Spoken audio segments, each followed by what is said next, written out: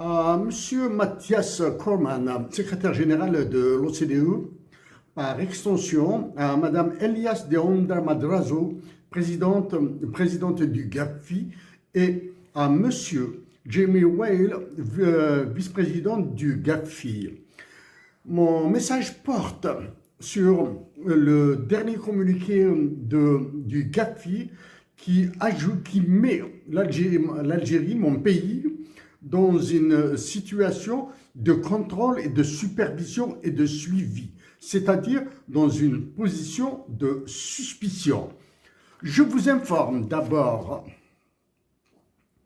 que j'ai déjà contacté par le passé Madame Marie-Françoise Marinelli, l'ancienne présidente du GAFI, FETF, Financial Action Task Force,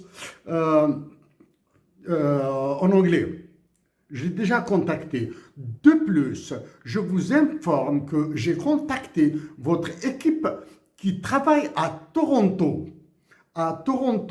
pour pour clarifier la position de l'Algérie dans tout ce qui est transfert de fonds illégaux, dans tout ce qui est financement du terrorisme et transferts illégaux liés à la corruption. Malheureusement, votre équipe, l'équipe qui réside à Toronto, qui travaille avec le GAFI et qui est rattachée à l'Université de Toronto, University of Toronto, a décliné toute réaction à mes messages. Donc, pourquoi je m'adresse d'abord à M. Mathias Cormann, secrétaire général de l'OCDE, et par extension à Mme Elisa de Onda Madrazo et Jeremy Whale? Parce que les dispositions juridiques et les dispositions contraignantes appliquées, mises en œuvre par le GAFI, sont parrainées par l'OCDE. L'OCDE, dont le siège, comme par hasard, se trouve à Paris. Je lis d'abord le communiqué que vous avez publié sur votre site internet et ensuite je rebalancerai vers le français afin de défendre ma patrie.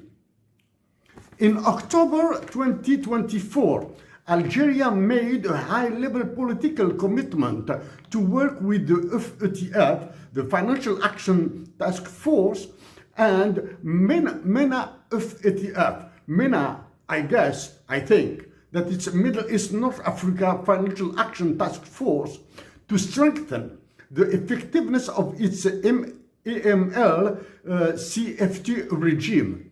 Since the adoption of its mutual evaluation report in May 2023, Algeria has made progress on many of the MERS recommended actions, including by more effectively pursuing money laundering investigations and prosecutions.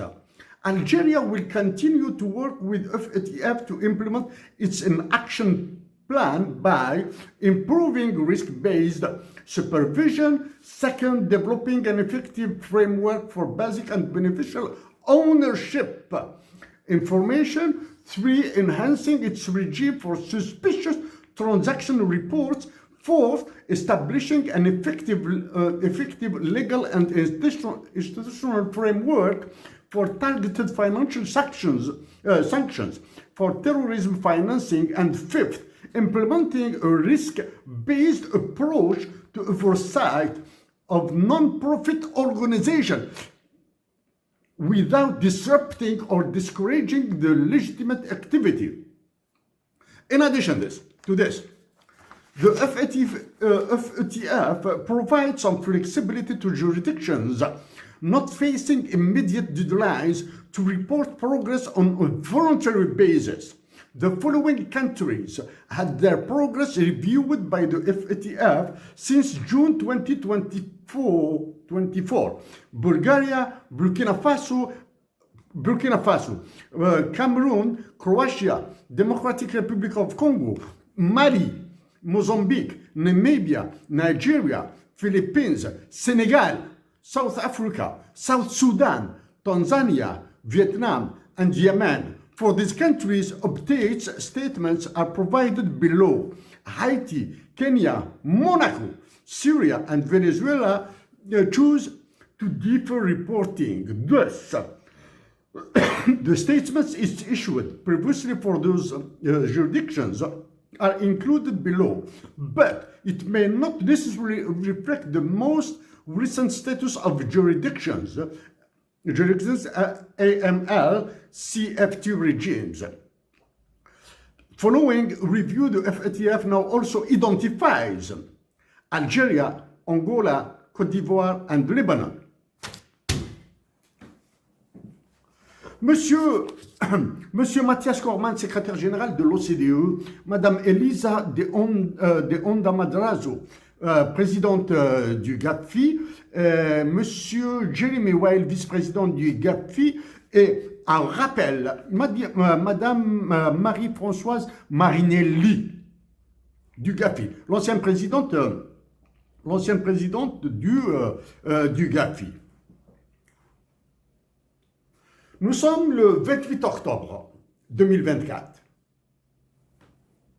C'est vers le 8-9 octobre, c'est-à-dire moins de 3 semaines avant. J'ai dit dans une déclaration que l'Algérie est incapable d'affronter le FMI, la Banque mondiale et l'OCDE. J'exclus les autres organisations internationales, telles que le Club de Paris, telles que le Club de Londres, telles que l'OMC, telles que l'Union européenne.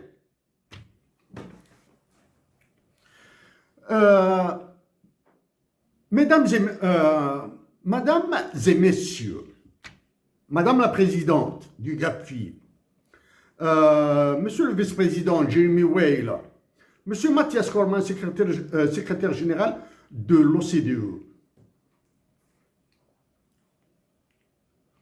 J'accepterai absolument tout ce que vous diriez sur l'état de déliquescence de la direction de l'État algérien, de ceux qui prennent les décisions actuellement pour l'Algérie, c'est-à-dire qui organisent le sort, qui tiennent entre leurs mains la mort de ma patrie. J'accepterai absolument tout. J'ai commencé à parler de la Banque mondiale, du FMI et du GAPFI depuis une dizaine d'années. À chaque fois que l'occasion se présente, je le mentionne. Je dis, je le répète, que mon pays actuellement, à la minute où je parle, est sous un régime de coup d'État, géré d'une main de maître par Emmanuel Macron et certains pays de l'OTAN. Ça, c'est d'un côté. Même si un certain déplacement vers l'Égypte veut cacher ce coup d'État, il est impossible de dire l'état de vacuité de mon pays. Bref, êtes-vous en position de force pour attaquer la nation algérienne parce que l'État officiel, c'est-à-dire la présidence de la République et l'état-major de l'armée, sont sous contrôle d'Emmanuel Macron? Vous est-il possible? Oui.